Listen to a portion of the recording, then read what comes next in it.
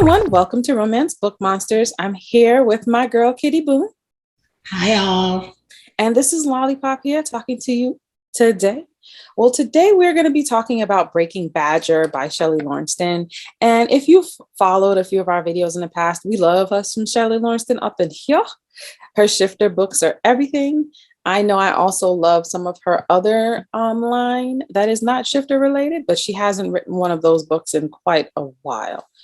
So we're going to kick it off here today talking about a little bit about Breaking Badger. It's the fourth in the Honey Badger Chronicles. Yes, it's the fourth in the Honey Badger Chronicles. The first three were about the McKilligan sisters. Whoo, they got a long last name. The McKilligan sisters, and this is the first one about one of Max's teammates from the basketball team. And what I really liked about this one is we kind of got to understand a little bit more about Max in high school and middle school, just enough to whet our appetite. We were like, hold up. Who Charlie had her work cut out for her. No wonder she was training them well. When she talks about in her book how she had to train them, or when she clapped her hands and they stop, I was like, yeah, she beat him into submission, didn't she? Beat him into submission. So this particular story is about Mads, who is a hyena badger hybrid, mostly badger characteristics, but she does have some hyena a little bit. And she mentions it with her laugh and stuff like that. She can laugh like a hyena, which makes people very uncomfortable, which I love, because we always talk about how the hyenas don't get no love. They're always the bad guy. And not saying they're not the bad guy here, but she is not the bad guy. I need a full hyena to get love, yes. And then we have Finn, who is a biracial, what is this we got here? Siberian tiger. And he is the half brother of the McKilligan's half sister. So yeah, he's the half brother of their half sister. Huh? I think it's a Black Malone. I didn't know. Biracial. He is. His mother's Asian. And what was his daddy? His daddy is he's one of the travelers. He's related to the other Siberian shifter. Yeah, so he's a Malone. So his father is white, basically. Russian? No, not Russian. Because remember, they were talking about how they called them the Black Irish, the Black Malones. But I mean, that's like a regular like Black Irish, like yeah. But his mother color. Yeah, his mother is Asian and his daddy is white. Okay. They even mentioned it that he looked Asian in the book. Gotcha. Mm-hmm. And I skipped over that. I was laughing too much. It was a very funny book. Yes, actually, it came about as I was reading. I didn't know that he was biracial. Even though they said his mother was Asian, for some reason, I just didn't even pay attention to it until they talked about how he looked Asian. So, so he is, his mother's an Asian tiger and his dad is a Siberian tiger. So he's still a tiger. He's 100%. Anyway, so what I liked about this particular story, and I don't know how much you want to go into it, other than the fact that it has the usual Shelly Laurenston humor. I loved it. Hilarious. I was dying. Definitely a must read for anyone who loves a good humor with their story. I would also say I found it, when we talk about the mystery and the underlying plot of these books, I liked that even though they didn't solve the plot with Finn and their father's murder, they did finish the plot on the girl's side from Mads. So I felt like even though we're still don't know very much in the progress towards the father side, we did learn some things, but we didn't, I feel like obviously we're going to get a few more books because we're going to get the entire basketball team, right? So there's at least 3 more books. Is the 5 main girls. Max already has her story, so there's going to be at least 3 more books, and there's 2 more brothers. So there's definitely in the other 2 brothers' stories, I feel like we're going to learn more, and solve the mystery of the father. But I do like she has there. I feel like there was a conclusion to the story of Max. Yeah. And then because I feel like sometimes, especially with when you have these stories that meld underlying themes, like an underlying mystery that goes over several books, sometimes it can make you feel that nothing was accomplished. And I feel in this story, I saw accomplishment in the underlying mystery, because we learned more, as well as Mads doing what she needed to do for her grandmother's legacy, her great grandmother's legacy. So I was thoroughly content with all of it. I know Charlie was in a lot of this book, which made me extremely happy. And she's the oldest McKilligan sister and my favorite McKilligan sister, I must say. I love Charlie. So having more of her in any book just pleases my soul. So what were the things you liked? I absolutely love like the entire book. Mm-hmm. And I noticed that Shelly Laurenston, like her point of view in these later books are kind of changing. And it's from more of a point of you're seeing it not only just from the hero and the heroine of the book to the books becoming more of an ensemble cast. I would agree. So you're getting like multiple views and multiple other people's stories throughout the one book. Like, you got some of Charlie's story, you got some of Max's story, and then, you were getting the main character's story all at the same time, which makes me like a little less upset about how Max's book was done, because that's the approach that she took to that book also. And I felt like almost cheated out of a whole book for Max, because it was mixed with like other things. But seeing that she's going in that direction, and I really enjoyed that aspect of this book, makes me rethink Max's book. Yeah, I would agree. And we did get some more of Max and her relationship in this book too. I mean, come on now. They convinced Charlie to join the pro shifter football team. And I am here for it. Rereading this book, I did love that. And she's like, wait, I get to knock people down and get paid? Like, come on now. And she's knocking down bear shifters. I love every minute of it. And when his coach was like, we need to sign her ASAP before the other teams steal her.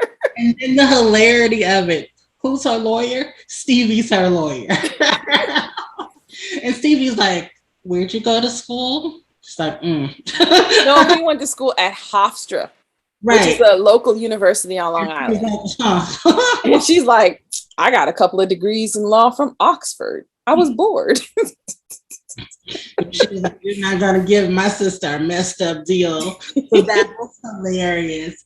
And I love the more being more introduced to the youngest sister, the Pelican sister, who they just discovered a couple of books ago.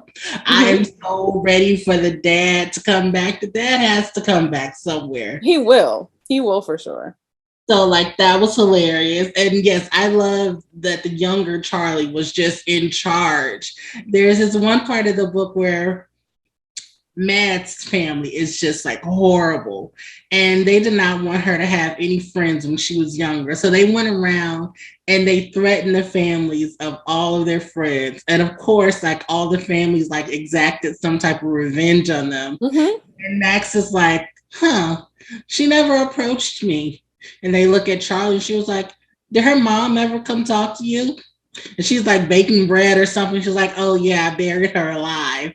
And it was just hilarious. She was like, I Mhm. put her up, and then I buried her on her own land. I wanted to show them then that they do not mess with her. Well, of course, because they were messing with badgers. Like, come on now. These hyenas thought they was something, but hyenas can only do so much. Right. Badgers are mean. So And they were. buried her just deep enough where she would eventually be able to get herself out. Mhm. But she never approached me again. And no, she did not. She did not. Yo, listen, you can't play with Charlie. First of all, Charlie, her superpower, as I like to call the McKilligan sisters, have a superpower because the genes are so jacked up. She's incredibly strong. So when they showed, matter of fact, you know what? Are we talking about this? I'm rereading this book tonight. Especially the football tryout scene where it's like she single-handedly was holding back like 3 bear shifters. And they were like, I can't move. They're just like running, they thinking they going somewhere. And so they noticed they were not. Nope. They weren't going nowhere. And I loved every second of it. I really enjoyed this book. This book was really enjoyed so the whole good. And then I love that the main guy character, Finn, that he was just as focused on his sport as like Bo Novikov from earlier sports. Like only his sport mattered. And he tells her basketball. That's not a real sport. Yeah, they were like, "Oh, you ain't getting no booty." Who does that? Oh, when they went to the Jamaican restaurant and they were oh, yes, after my own heart. Yes. I was like, yes, they're in the Jamaican restaurant was hilarious. And they basically ate the restaurant out of food. Well, more him than her. Definitely. But she does have a big appetite as well. She does. She's a hyena. But I think they bought him like 5 servings of whatever large serving he already had. And listen, them large servings at a Jamaican restaurant are big. Okay. I remember they had appetizers. And then he got 5 large plates. I think it was jerk chicken or something like that. I don't remember what it was. 5 of the specials. No. It was like a multi-meat combo. Yes. Oh, and he couldn't have curry because like she was like, you can't kiss me after curry. Which is cute. Exactly. Like, definitely, I give this book a 5-star. Like I mean, and I really love like Charlie's part because, as you said, she's one of my favorites of the sisters too. I would agree 100%. If I could give this book more than 5 stars, I would. I give it a 10 out of 5. I love this book. Yes, true. Give it more than a 5 out of 5. I would definitely do so. It is a must read. Like to see what's next in the line, but this definitely like a jewel in Mine's crown. Honestly, this is not really a standalone book. Now, granted, you do not have to read the Pride series. You can get away with not reading the Pride series, but you would have to start this series at book 1. Otherwise, this book you would be complete, especially since it's such an ensemble. Like the first 2 books in this line are very, focused on the hero and the heroine. So it's okay for you to take or leave it with either one of those. But Max's book and especially this book, more than even Max's book, you have to read the other books in the line first because you'll just be completely lost. Yes, you don't have to read any of like the other like the Pride or the Tiger books before this. But like I would definitely recommend like first, like don't start with this book. Definitely read at minimum Charlie's book first. And then Max's book, because that's what introduced all these characters. And then Stevie's book. We got to read the whole thing. Just read the whole Honey Badger line. Thing, plus Bite Me, which is the first Honey Badger we were introduced to. Olivia. Right. What was it? Olivia? Is that her name? Livy. Yeah, I think it's Livy. Libby's book, Bite Me. That's the first book in like the whole big series that starts with the honey badger, and then read this No, one. that was the last Pride book. Yeah. It was the last Pride book. You could, and if you want to know more about the Malone, the cousins, then you can read Celia's book as well. Or if you want to learn about Deanne, you can read her book as well. Because we got a lot of Deanne in the last. It's an endless hole that we were pushing into the Shelly Laurenston all the saga. books. It's a saga. Definitely read the Milligan series if you're gonna read this book. Yes. So at the bare minimum, you have to read the whole Honey Badger series. And then as you meet some of the characters from the Pride saga, then you could go back and read their individual stories. But you're going to get tied up because during the Pride saga, there's multiple books that involve one storyline, underlying mystery. So you might end up reading one and then you're like, okay, well, I need to know what happened. So you might end up reading more. But definitely wholeheartedly recommend this book. I cannot wait till the next book. The next one has not been announced, but if Shelly follows her patterns, we'll be back here in 2 years, maybe a year to 2 years. It'll be a year to 2 years generally. I don't think she hasn't said anything in her blogs or anything that she's writing the next one. So March release. So it'll be at least a year to 2 years. Yeah. Maybe a year and a half before we get the next book. Because she used to release these books in like March, and now we got it in September, I think it was. No, August or September. So, but well worth the wait. Loved it. It was good. So, like, subscribe, ring that bell, let us know in the comments what you think about this book if you read it. What do you think about other Shelly Laurenston books? Definitely share. As we're saying, we're trying to grow the channel and we appreciate your support. Stay blessed and have a good one. Thanks. See you later.